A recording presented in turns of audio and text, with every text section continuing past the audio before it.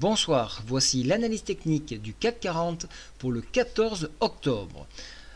Donc au niveau du calendrier économique demain, qu'est-ce que nous avons? Nous avons à 8h45, alors d'abord en Chine à 3h30 l'IPC en Chine, donc c'est l'indice des prix à la consommation.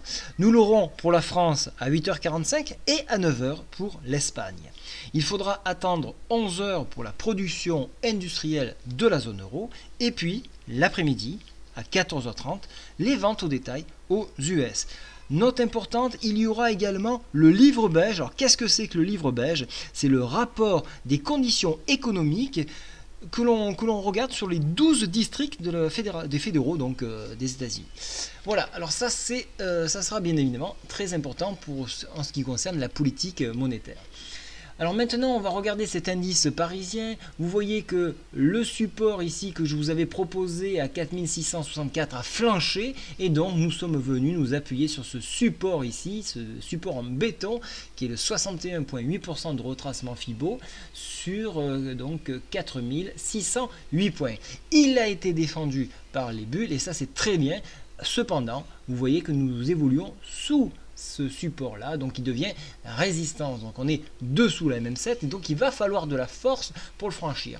Actuellement il est 18h45, nous avons encore du temps jusqu'à 22h pour essayer de repasser au dessus, mais bien évidemment vous l'avez compris, les incertitudes que nous traversons actuellement dans le monde rendent fragiles tous ces supports.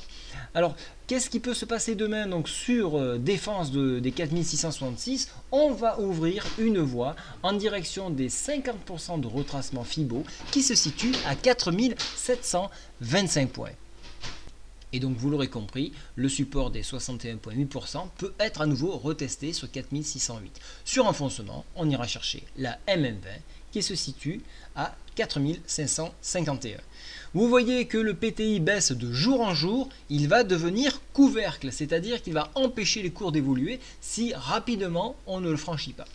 Donc ça, c'est à surveiller. J'ai toujours cette projection ici, donc avec donc un 5,42% à réaliser.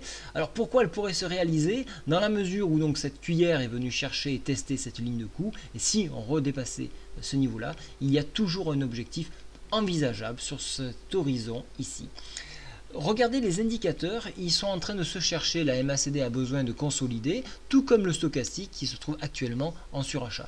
Donc il va falloir travailler cette zone un petit moment avant de retrouver de la force pour envisager une percée du point PTI. L'idée c'est que ce point PTI baisse de jour en jour, tout en consolidant et on va latéraliser et de ce fait on aura suffisamment de puissance et il sera apporté pour pouvoir le franchir. Voilà un petit peu l'idée que je me fais de l'indice parisien. Regardez également, nous évoluons toujours sur une fourchette descendante, néanmoins nous sommes sur une zone ici de neutralité puisque nous sommes entre la MM20 et la MM7, donc ça c'est quelque chose de difficile à trader. Voilà un petit peu ce que je peux dire sur l'indice parisien. Je vous rappelle encore une fois la formation du 7 novembre. N'oubliez pas de réserver définitivement votre place afin que nous puissions nous rencontrer. Bonne soirée à tous, au revoir.